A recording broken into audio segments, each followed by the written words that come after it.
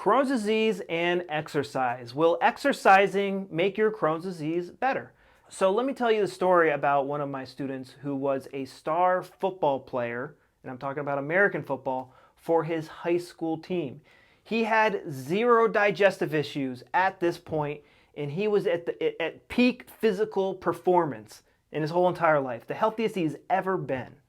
Every single game that he played in, there was scouts in the bleachers trying to recruit him into their college football program.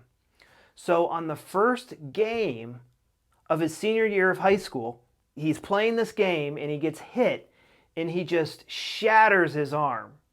And so he goes to the hospital and he does the operation to fix his arm.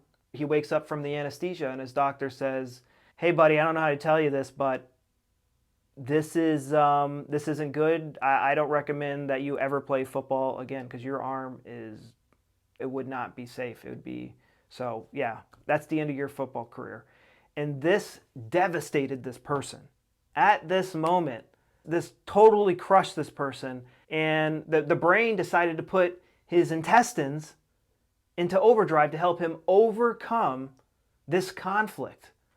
My whole life was centered around football, and now I can't play football.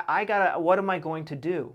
The gut started to develop extra gut cells. Dr. Hammer, the discoverer of German new medicine, saw that these gut cells digest food 10 times faster than normal gut cells. And it was about 3 months later, he found a new life calling, and he celebrated with a hamburger and a milkshake. And that's when he first saw blood in the toilet, because he resolved the conflict. I have a new life path. I no longer need, the subconscious mind says, I no longer need these gut cells.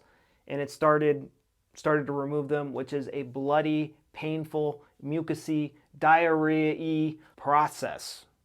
And that's when he was diagnosed with Crohn's disease.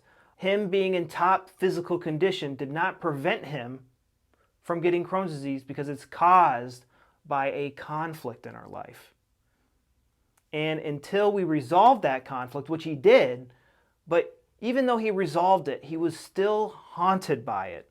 And so what I have developed is a 13-day protocol where I take someone day by day, step by step, where I help them find the memory in their brain that put their gut into overdrive, how to find it, then change it, which rewires the brain and takes the gut out of overdrive so we can finally recover and get back to our lives. So when someone has Crohn's disease and they want to exercise, that's great. The only thing that I would have people do is kind of take it easy, because the body's already under enough stress spending energy and nutrients to heal the gut. It's also going to have to spend energy and nutrients to heal our muscles. So we want to work out our muscles and not destroy them. A lot of people go into the gym and they overtrain, and the next day they're super sore. So if your muscles are super sore after training, then you've probably trained too hard, and that's too much stress on the body. So while you're recovering from your gut issues, while you're recovering from Crohn's disease, you should probably take it easy in the gym.